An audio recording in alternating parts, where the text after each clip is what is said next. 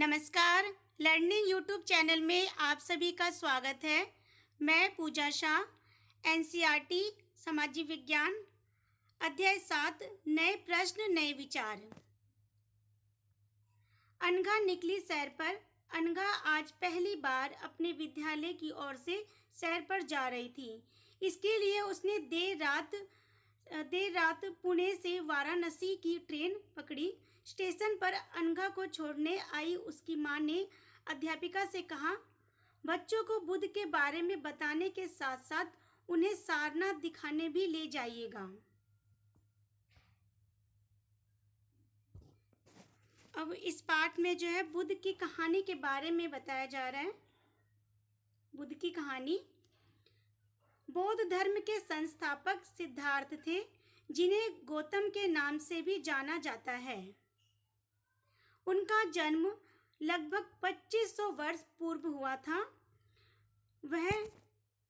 यह वह समय था अब लोगों के जीवन से तेजी से परिवर्तन हो रहे थे। जैसा कि आप सभी ने अध्याय 6 में भी पढ़े थे कि महाजनपदों के जो कुछ राजा थे और उस समय जो वो बहुत ज़्यादा शक्तिशाली हो गए थे और हजारों सालों के बाद फिर से नगर भी उभर कर आए थे। तो गांव का जो जीवन में जो बदलाव आया था उसके बारे में भी हमने अध्ययन किया। बहुत से विचारक इन परिवर्तन को समझने का प्रयास भी कर रहे थे। वे जीवन के सच्चे अर्थ को भी जानना चाहते थे। बुद्ध जो थे वो क्षत्रिय थे तथा शाक्य नामक एक छोटे से गण से संबंधित थे और युवा अवस्था में ही ज्ञान की खोज में उन्होंने घर के सुखों को छोड़ दिया। अनेक वर्षों तक के भ्रमण करते रहे थे और अन्य विचारकों से मिलकर चर्चा करते रहे और ज्ञान की प्राप्ति करने के लिए उन्होंने स्वयं ही रास्ता ढूंढा। इसके लिए उन्होंने बोध गया, जो कि बिहार में है, एक पीपल के पेड़ के नीचे बहुत दिनों तक उन्होंने क्या किया, तपस्या किया था वहां पे और उन्हें फिर जाकर ज्ञान की प्राप्ति हुई थी। इसके बाद से बुद्ध के रूप में बहुत जाने लगे और यहाँ से वाराणसी के निकट स्थित सारनाथ गए, जहाँ उन्होंने पहली बार उपदेश दिया था। तो यहाँ पे जो है बुद्ध के बारे में पूरा बताया जा रहा है और उन्होंने किस तरह से पूरा भ्रमण किया और वहाँ पे जाके उन्होंने सारनाथ में पहली बार उपदेश दिया था। बुद्ध ने शिक्षा दी कि यह जीवन कष्टों और दुखों से भरा हुआ है और ऐसा हमारी जो इच्छा और लालसाओं के कारण होता है। कभी कभी हम जो चाहते हैं वह प्राप्त कर लेने के बाद भी संतुष्ट नहीं हो पाते हैं और वस्तुओं को पाने की इच्छा करने लग जाते हैं। बुद्ध ने इस लिप्सा को तृष्णा कहा है और बुद्ध ने शिक्षा दी कि आत्म संयम अपनाकर हम ऐसी लालसा से मुक्त हो सकते हैं। उन्होंने लोगों को दयालु होने तथा मनुष्य के साथ साथ जानवरों के जीवन के बारे में बताया और आदर करने की शिक्षा भी उन्होंने बताया कि वे मानते थे कि हमारे जो कर्मों के परिणाम, चाहे वे अच्छे हो या बुरे हो, हमारे वर्तमान जीवन के साथ साथ बाद के जीवन पर भी प्रभाव पड़ता है। बुद्ध ने अपनी शिक्षा जो है सामान्य लोगों की प्राकृत भाषा में दी, इससे सामान्य लोग भी उनके संदेश को समझ सके। फिर इसके बाद इसमें बताया गया सारनाथ जो स्तूप के बारे में बताया गया है। इस इमारत को स्तूप के नाम से जाना जाता है। यहीं पर बुद्ध ने अपना जो सर्वप्रथम उपदेश दिया था और इसी की घटना को की स्मृति में यहाँ स्पूत का निर्माण किया गया और इसके बारे में जो है अध्याय 12 में विस्तार पूर्वक बताया जाएगा इसके बारे में, स्पूत के बारे में। फिर इसके बाद बुद्ध ने कहा कि जो लोग जो किसी शिक्षा को केवल इसलिए नहीं स्वीकार करें कि यह उनका उपदेश है, बल्कि वे उसे अपने विवेक से मापे। अब इसमें जो है पाठ के अंदर ये बताया गया है कि किस्सा जो एक किस्सा गौतमी की कहानी है, यह बुद्ध के विषय में जो एक प्रसिद्ध कहानी है। एक समय की बात है, किस्सा गौतमी नामक एक स्त्री का पुत्र मर गया और इस बात से इतनी दुखी हुई कि वह अपने बच्चों को गोद में लिए नगर के सड़कों पर घूम रही थी और प्रार्थना भी करने लगी कि कोई उसके पुत्र को जीवित कर दे। और एक जो भला व्यक्ति जो उसे बुद्ध के पास ले गया, बुद्ध ने कहा, मुझे एक मुट्ठी सरसों के बीज लाकर दो, मैं तुम्हारे पुत्र को जीवित कर दूंगा। तो किस्सा गौतमी बहुत प्रसन्न हुई, पर जैसे ही वह बीज लाने के लिए जाने लगी, तभी बुद्ध ने उसे रोका और कहा, ये बीज एक ऐसे घर से मांग कर लाओ जहां किसी की मृत्यु ना हुई हो। उन्होंने ऐसा कहा। फिर इसके बाद जो किस्सा गौतमी एक दरवाजे से दूसरे दरवाजे गई, लेकिन वहां जहां भी गई उसने पाया कि हर घर में किसी न किसी की मृत्यु हुई हो, चाहे वो पिता हो, बहन हो, पत्नी हो, बच्चे हो, चाचा हो, दादी हो, तो किसी न किसी की मृत्यु हुई थी। तो बुद्ध दुखी माँ को क्या शिक्षा देने का प्रयास कर रहे थे, तो आप इसमें बताएंगे कमेंट बॉक्स में कि बुद्ध यहाँ पे क्या बताना चाह रहे हैं। फिर इसके बाद हम बात करते हैं उपनिषद की। जिस समय बुद्ध जो उपदेश दे रहे थे, उसी समय या उससे भी थोड़ा पहले जो दूसरे अन्य चिंतक भी बहुत ज़्यादा कठिन प्रश्नों का उत्तर ढूंढने का प्रयास कर रहे थे और उनमें से कुछ मृत्यु के बाद के जीवन के बारे में जानना चाहते थे, जबकि अन्य यज्ञों की उपयोगिता के बारे में जानने का बहुत ज़्यादा जिज्ञासु भी थे। इनमें से अधिकांश चिंतकों का यह मानना था कि इस विश्व में कुछ तो ऐसा है जो कि स्थायी है और जो मृत्यु के बाद भी बचा रहता है। तो उन्होंने इसका वर्णन आत्मा तथा ब्रह्मा, सार्वभौम आत्मा के रूप में किया। वे मानते थे कि आत्मा तथा जो ब्रह्मा है वो एक ही है और ऐसे कई विचारक का वो उन्होंने संकलन अपने उपनिषद में भी दिया। और उपनिषद जो उत्तर वैदिक ग्रंथ का हिस्सा था, तो उपनिषद का जो शाब्दिक अर्थ है वो गुरु के समीप बैठना। उपनिषद का मतलब हुआ जो गुरु के समीप बैठना। तो इन ग्रंथों में अध्यापक और विद्यार्थियों के जो बीच बातचीत का जो संकलन किया गया, प्राय ये विचार सामान्य वार्तालाप के रूप में उसमें प्रस्तुत किया गया। फिर इसके बाद जो दूसरी कहानी इसमें आता है कि बुद्धिमानी भिखारी। अब ये है कि बुद्धिमानी भिखारी, यह वार्तालाप जो है छंदोग्य उपनिषद नामक प्रसिद्ध उपनिषद की एक कहानी पर आधारित है और जिसमें शौनक व अभिप्रतिरम नामक दो ऋषि सार्वभौम आत्मा की उपासना करते थे। एक बार ज्यों ही वे भोजन करने के लिए बैठे, एक भिखारी आया और भोजन मांगने लगा। तो शौनक ने कहा, हम तुम्हें कुछ नहीं दे सकते। तो भिखारी ने कहा, विद्वान आप किसकी उपासना करते हैं?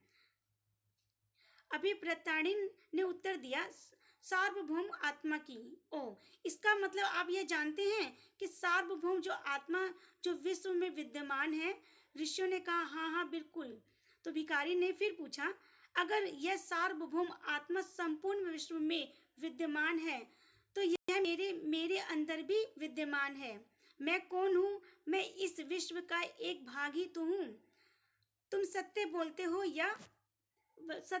हो तो युवा ब्राह्मण। इसलिए जो ये ऋषियों, फिर उन्होंने कहा कि जो मुझे भोजन न देकर आप उस सार्वभौम आत्मा को भोजन दे तो ज्यादा अच्छा रहेगा। तो भिखारी की बात की जो सच्चाई जानकर ऋषियों ने उसे भोजन दे दिया। तो जो बुद्ध थे, उन्होंने अपने कहानियों के माध्यम से भी कहीं न कहीं अपने विचारों को आगे तक फैलाने का प्रयास किया। और फिर भिखारी ने भोजन पाने के लिए ऋषियों को किस तरह से मनाया।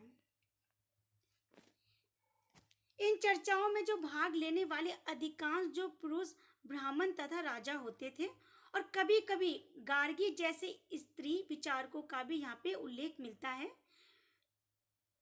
निर्धन व्यक्ति इस तरह के वाद विवाद में बहुत कम ही हिस्सा लेते थे। इस तरह का जो एक प्रसिद्ध अपवाद सत्यकाम जबाल का है। सत्यकाम जबाल का नाम उसकी दासी माँ के नाम पर पड़ा। सत्यकाम के मन में सत्य जानने की जो तीव्रता जिज्ञासा उत्पन्न हुई, गौतम नामक एक ब्राह्मण ने उन्हें अपने विद्यार्थी के रूप में स्वीकार किया तथा वे अपने समय के सर्वाधिक प्रसिद्ध विचारकों में से एक माने जाते थे और उपनिषदों के कई विचारकों का विकास बाद में प्रसिद्ध विचारक शंकराचार्य के द्वारा किया गया। इसके बारे में भी आगे विस्तार से है कि इसमें यह बताया गया कि फिर इसके बाद है कि जो व्याकरण के जो व्याकरण जो है उसके बारे में बताया गया कि जो व्याकरण के जो पाणिनि है जो बहुत प्रमुख माने जाते हैं। इस युग में कुछ अन्य विद्वान की भी खोज कर रहे थे। उन्हीं प्रसिद्ध विद्वानों में से एक है, वो है पाणिनि, जो संस्कृत के व्याकरण के जो बहुत ज़्यादा विद्वान माने जाते हैं और संस्कृत भाषा के व्याकरण की रचना की। उन्होंने स्वरों तथा व्यंजनों का एक ऐसे विशेष क्रम में रखकर उनके आधार पर सूत्रों की रचना की थी इन्होंने। और ये जो सूत्र बीज गणित के सूत्रों से काफी मिलते जुलते हैं और इसका प्रयोग उन्होंने संस्कृत भाषा के प्रयोग के नियम लघु सूत्रों लगभग 3000 साल पहले के रूप में लिखे इन्होंने। फिर इसके बाद बौद्ध धर्म के बाद आते हैं हम जैन धर्म में। जैन धर्म के बारे में बताया गया इसमें कि जो जैन धर्म है इसी युग में अर्थात लगभग 2500 वर्ष पूर्व जैन धर्म सर्वाधिक महत्वपूर्ण विचारक जो वर्धमान महावीर ने भी अपने विचारों का प्रसार किया। वज्र संघ के लिच्छवी कुल के जो एक क्षत्रिय राजकुमार थे, इस संघ के विषय में मतलब 30 वर्ष की आयु में उन्होंने घर छोड़ दिया था और जंगल में रहने लगे थे वे। फिर 12 वर्ष तक जो उन्होंने कठिन व एकाकी जीवन व्यतीत किया। इसके बाद उन्होंने ज्ञान की प्राप्ति उन्हें हुई थी। तो उनकी जो शिक्षा थी वो बहुत ही ज़्यादा सरल थी। सत्य जानने की इच्छा रखने वाले जो प्रत्येक स्त्री व पुरुष को वो अपना घर छोड़ना ही होता है। उन्हें अहिंसा के नियमों का पालन करना पड़ता है। अहिंसा के नियमों का कड़ाई से पालन करना चाहिए, अर्थात किसी भी जीव का वे ना तो कष्ट देना चाहिए और ना ही किसी जीव को ना कष्ट देना चाहिए और ना ही उसकी हत्या करनी चाहिए। महावीर का मानना था कि सभी जीव जो जीना चाहते हैं, सभी के लिए जीवन जो बहुत ज़्यादा महत्वपूर्ण होता है। महावीर ने अपने शिक्षा में जो है प्रकृति के बारे में ज़्यादा महत्व दिया उन्होंने। और अपनी शिक्षा में भी उन्होंने यही बताया कि जो साधारण जन उनके लिए तथा उनके अनुयायियों की शिक्षाओं का जो समझ सके। देश के अलग अलग हिस्सों में प्राकृत से अलग अलग रूप जो प्रचलित थे, वो प्रचलन क्षेत्र के आधार पर ही उसके अलग अलग नाम थे। जैसे मगध में बोली जाने वाली जो प्राकृत मगधी कहलाती थी। जैन नाम से जाने गए जो महावीर के अनुयायियों को जो भोजन के लिए भिक्षा मांगकर सादा जीवन बिताना होता था और जो उन्हें पूरी तरह जो ईमानदार होना पड़ता था। चोरी ना करने की बात सिखाई जाती थी। उन्हें ब्रह्मचर्य का पालन करना होता था और पुरुषों को वस्त्रों सहित सब कुछ त्याग देना पड़ता था। फिर इसके बाद जैन धर्म, जो जैन शब्द है वो जिन शब्द से निकला है। जैन शब्द जिन शब्द से निकला है और जिसका अर्थ होता है विजेता। जिसका अर्थ क्या होता है? विजेता होता है। महावीर के लिए जो जिन शब्द का प्रयोग क्यों किया गया इसके बारे में है। अधिकांश व्यक्तियों के लिए ऐसे कड़े नियमों का पालन करना बहुत ज़्यादा कठिन था। फिर भी हजारों व्यक्तियों ने इस नई जीवन शैली को जानने और सीखने के लिए अपने घरों को छोड़ दिए। कई अपने घरों पर ही रहे और भिक्षा मांगना, लोगों को भोजन प्रदान कर उनकी सहायता करने लगे। मुख्यतः जो व्यापारियों ने जैन धर्म का समर्थन किया। किसानों के लिए इन नियमों का जो पालन अत्यंत कठिन था, क्योंकि फसल की जो रक्षा के लिए उन्हें कीड़े मकोड़ों को मारना पड़ता था। अब बाद के जो सदियों में जो जैन धर्म उत्तर भारत के कई हिस्सों के साथ साथ जैसे गुजरात, तमिलनाडु, कर्नाटक आदि में बहुत ज़्यादा फैल गया। महावीर तथा उनके अनुयायियों की जो भिक्षाएं कई शताब्दियों तक जो मौखिक रूप से रही। वर्तमान रूप में उपलब्ध जो जैन धर्म की जो शिक्षाएं थी वो लगभग 1500 वर्ष पूर्व जो गुजरात में वल्लभी नामक स्थान पर लिखी गई थी। फिर इसके बाद आते हैं जैन धर्म के बाद है संघ के बारे में है कि संघ महावीर तथा बुद्ध दोनों का नाम ही इसमें माना जाता है। घर का त्याग करने पर ही सच्चे ज्ञान की प्राप्ति हो सकता है। ऐसे लोगों के लिए उन्होंने संघ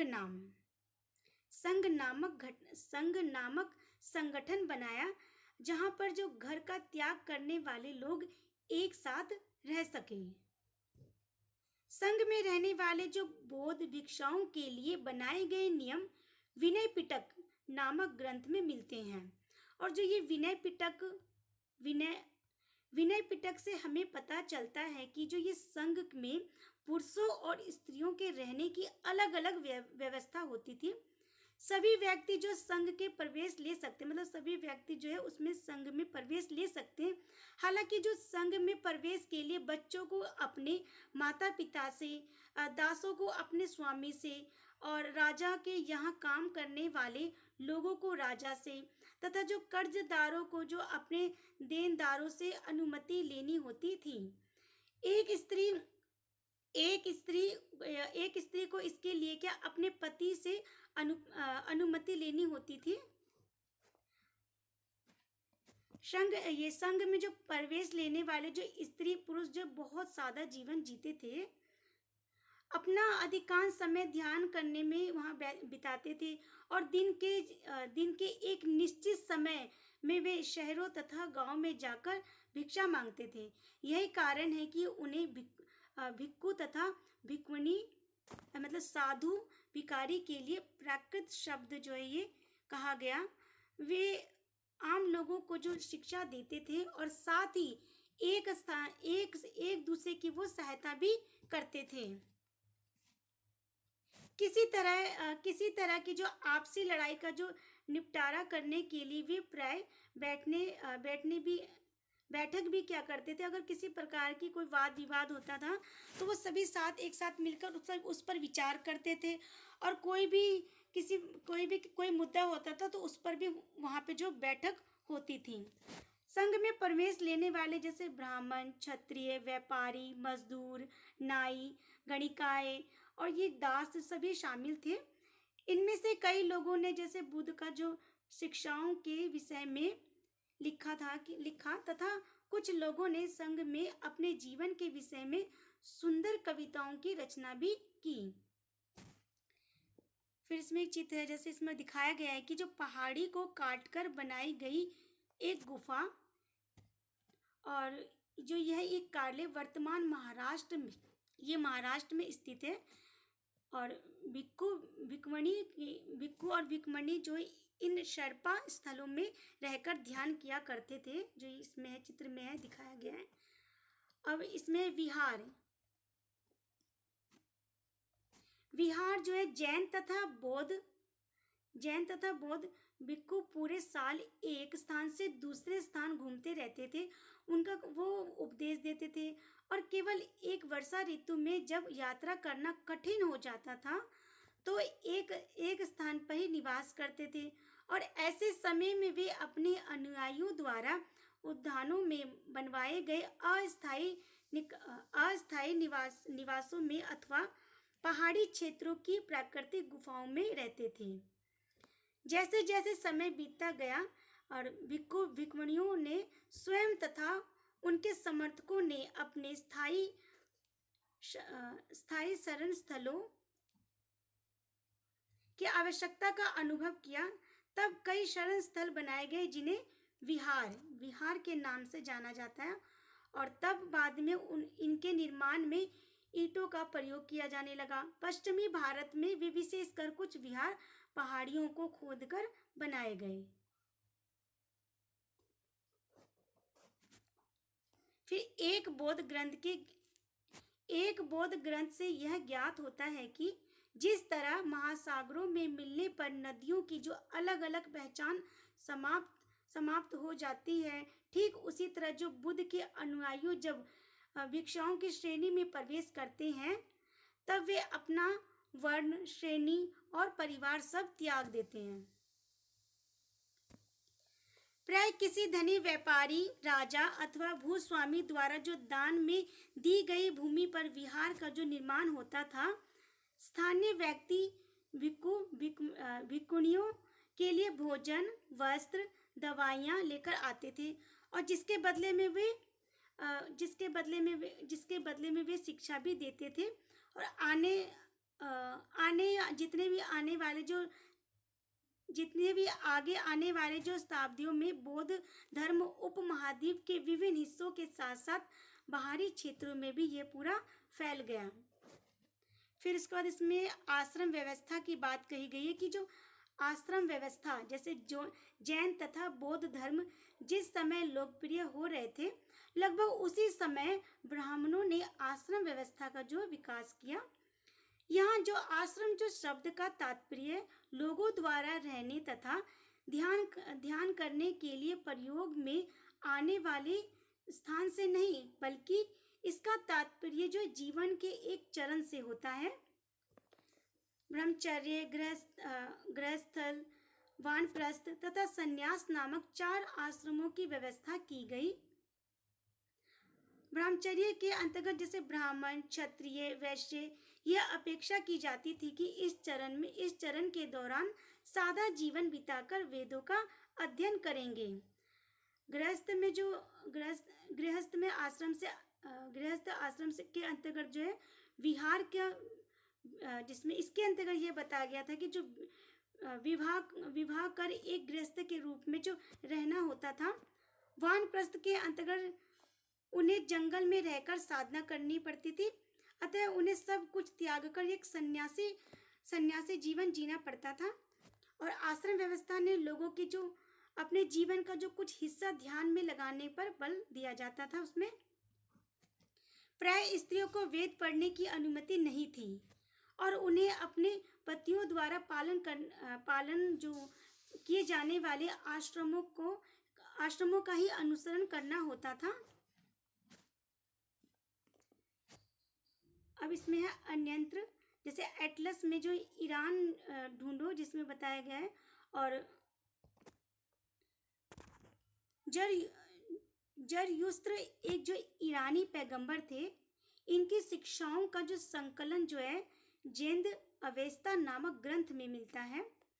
जेंद अवेस्ता की जो भाषा तथा इसके वर्णित रीति रिवाज वेदों की भाषा रीति रिवाजों से काफी मिलते जुलते हैं। जरदुस्त्र की मूल शिक्षा जो सूत्र है वो है सद्विचार, सद्वचन और सद्कार्य। इसमें यह बताया गया है कि जो हे ईश्वर, बल, सत्य प्रधानता एवं सद्विचार प्रदान कीजिए और जिनके जरिए हम शक्ति बना सके। 1000 से अधिक वर्षों तक जरयुस्त्रवाद ईरान का एक प्रमुख धर्म रहा और बाद में जो कुछ जरयुस्त्रवादी ईरान से आकर गुजरात और महाराष्ट्र के तटीय नगरों में बस गए और वे लोग ही आज के पारसियों के पूर्वज हैं। फिर इसमें जो पाठ के अंतर्गत कुछ उपयोगी शब्द हैं, जैसे तृष्णा, प्राकृत, आत्मा, ब्रह्म, उपनिषद, जैन, अहिंसा, भिक्खु, संघ, विहार। तो ये पाठ विहार और आश्रम, तो ये सारे जितने भी शब्द हैं वो इस पाठ में बहुत ही महत्वपूर्ण है। फिर इसके अंदर प्रश्न है, जैसे बुद्ध ने लोगों तक अपने विचारों का प्रसार करने के लिए किन किन बातों पर जोर दिया। तो किन किन बातों पर जोर दिया ये आप मेरे को उत्तर कमेंट बॉक्स में देंगे। और इसमें बताया गया कि सही और गलत क्या है। जैसे बुद्ध ने पशु बलि को बढ़ावा दिया। तो ये सही है कि गलत है, आप इसका उत्तर कमेंट बॉक्स में दें। बुद्ध द्वारा जो प्रथम उपदेश सारनाथ में देने के जो कारण इस जगह का बहुत महत्व माना है। फिर अगला है कि बुद्ध ने जो बोध गया में ज्ञान प्राप्त किया, ये बात सही है कि गलत है, ये बताना है। अब जो कुछ महत्वपूर्ण तिथियां हैं, उपनिषदों के विचारक जैन महावीर तथा बुद्ध लगभग 2500 वर्ष पूर्व, और जैन ग्रंथों का जो लेखन है वो 1500 वर्ष पूर्व है।